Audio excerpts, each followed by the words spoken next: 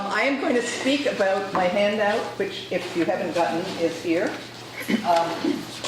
And it says, "On my mind."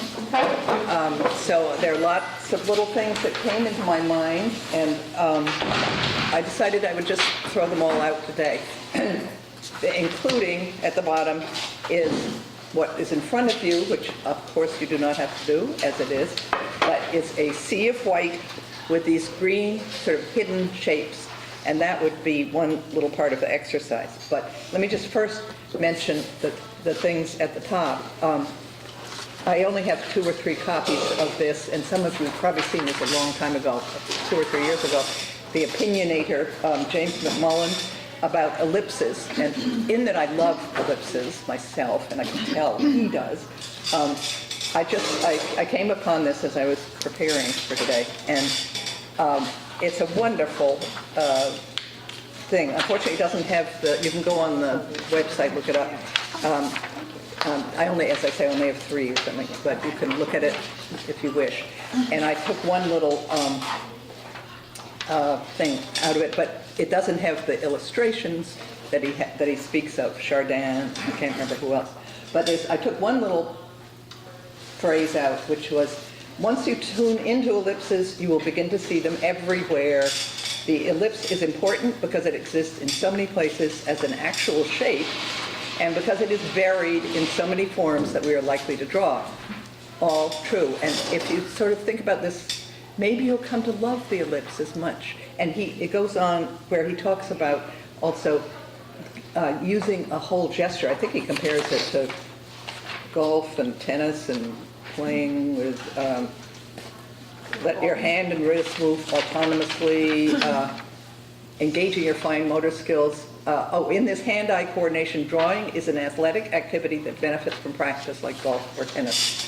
And I totally agree with that. I think the more you keep whether you play golf or tennis or curling or what else, other sports? Rugby, ice hockey, or yoga or Tai Chi or whatever. It's hard to not do something, even if you're not a formal athlete. And that kind of motor skill, cooking. So that is really important, and that goes back into my exercise of the day. But not so much just about ellipses, though there are ellipses contained. So that was one thing that came to me. Another thing is, some of you may have seen in the New York Times on Friday, the fascination of the unfinished. And it's a wonderful piece about this Roberta Smith, who's one of the veteran art critics, and that is quite wonderful. And so I thought, I was thinking about that. It's another thing on my mind. And anyone wants to read this? I'd have a little quote from it. And then this is sort of my words. "The unfinishedness can make a work feel more contemporary, more abstract, and elements are visible brushwork, visible support, how the canvas or the paper or whatever board that somebody's working on, sometimes you're just aware of that surface, how it comes through. That can be part of a sort of unfinishedness that gives it more contemporary feeling, more abstract. And then, or sometimes the mark of graphite or ink in a painted work. It's always good to think of these things. We don't always do it, and you don't have to do it, and it's not going to suit anyone. But if you read this article and just think about the ways in which the progression of painting, the polished, perfect painting, she talks about Van Eyck and others at that period, the perfection of the surface, in a way, no mark of the artist, a mark of, sort of heavenly intervention, if anything, because it's so perfect. And then how, going through the centuries, rougher, more, Titian, Rubens, the mark, the touch, the salient mark, all comes forward and up until today. And then we have a little wonderful irony of contemporary, where photorealism kind of turns that on its head, and you get back to, hey, there's no artist here. It's a miracle. So things to think about. I think it's important to think about things. Okay, I have a little exercise for anyone who looks at my sea of white with some green things and says, I don't want to do this. This exercise is kind of fun. Some of you who've been here for centuries will recognize it. It's a picture which, as I point out, is boring. It's a boring little barn sitting in a field, typical, 4x6 format. And my exercise, which is really fun, if anyone wants to do it, and you could do it actually with any picture, particularly a picture you think, that is a throwaway and boring. How to play with it, particularly changing the format arbitrarily, maybe the barn in this case, the subject matter, push it way up to the top, and what can you do with what's going on to bring your viewer's eye down, to make it interesting, to make it different, to make it yours. So there's a handout if anyone wishes to do that, partly to get away from my sea of white. The Wolf Kahn show I saw, he did a lot of barns, and I was surprised at how interesting they were. Especially, even one of my favorites was Jump. It had nothing but the barn in it, and it became sort of so abstract. It just became these shapes, and it was really cropped pretty tightly. The tip of the barn wasn't there. Perfect, and that's such a good example of playing with this. I mean, whenever, say we went out as a class into a field and there's a barn, and so here we have a photograph and everybody has the same subject. So we all sit there and think, how do I make this mine? How do I treat it that it's going to be interesting in my statement? And as Wolf Kahn, where it becomes more and more an abstract shape, plays probably with the color and the things exploding into each other. So now the last is with one brush, and this you can do on scrap paper or whatever. Actually, excuse me, first start with pencil. And you look at your white sea with the apples and pears and stuff in it, and you pick a format. It can be, I picked a long format. Where's my pencil? There. Long vertical.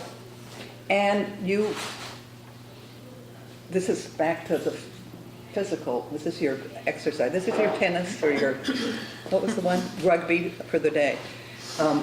Actually, team sports do not relate so perfectly, but your motion within. I was trying to think of something that here would be engaging. Don't be so sure. We will find out. So I picked this, and then looking at the sea of fabric at the beginning, for this first thing, you're not necessarily going to need or wonder or do anything about the apples and pears. And I am going to just make this up. I'll make it up based on this. This is where I'm sitting. You can stand up for this and just, kind of zero in on it, get the feeling of where these folds are, because we've done this kind of stuff before. Folds, over folds, gesture, line. And then, be a little bit, deny the precision of it, but, get that feeling so it goes in and out and off. And maybe here 3 folds, that's what I'm going from here. But they're an organic,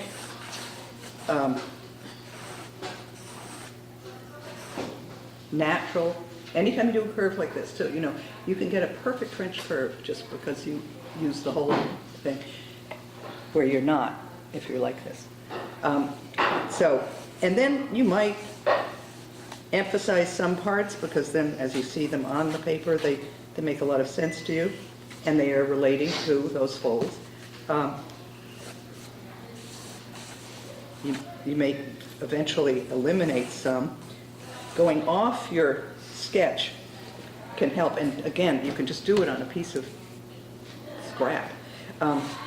Then, this is the one brush part. Take one brush with one color, and I will just take sort of any color, but one color, one brush. And here, I'm suggesting use a 1-inch flat, but you don't have to. You can use whatever you want.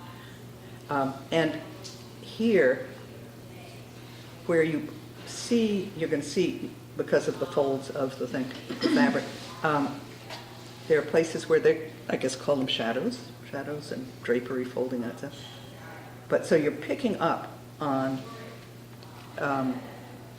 all of these wonderful swoops you've made, which, you know, hopefully you're kind of enjoying. And as you do it now with the wash, you're creating. It's going to be. It could become a very accurate draped, folded fabric. But you're starting to, with this one brush, using its flat capability and its sharp capability. Because each one of those strokes creates a nice line or area. And you may make some decisions right here about areas that you feel, just the way, Connie, you were talking about playing with your, critiquing your own piece, and should it be here? So I might say, okay, up here. This is another way of dealing with background, by the way. Background. So here we are. That might be about enough. Thinking about this capability, and that capability. All of these that are in it. Move your brush, hold it at the end, fool with it. Don't forget, you don't have to do this. Then, when you commit, and you can do this almost as air drawing, and you don't have to do it as a whole drawing and a wash. Then at a certain point you're going to add in what you see. The places which I've, very carefully, those arrangements are very deliberate, where the greens of, that some people didn't want to see green again, or pears again, but I'm sorry, I couldn't help myself. But then you're sort of organically including, as they have been in the arrangement, these things are just going in and out, and you'll see parts, say, you might see a part of a pear, or whatever it is. So I don't want to go further than this, because it's got to be whatever you want, and it doesn't. But if it can start with that underness of the physicalness, the freedom, if you feel, even if it doesn't go off, I mean, you don't have to go off, but if you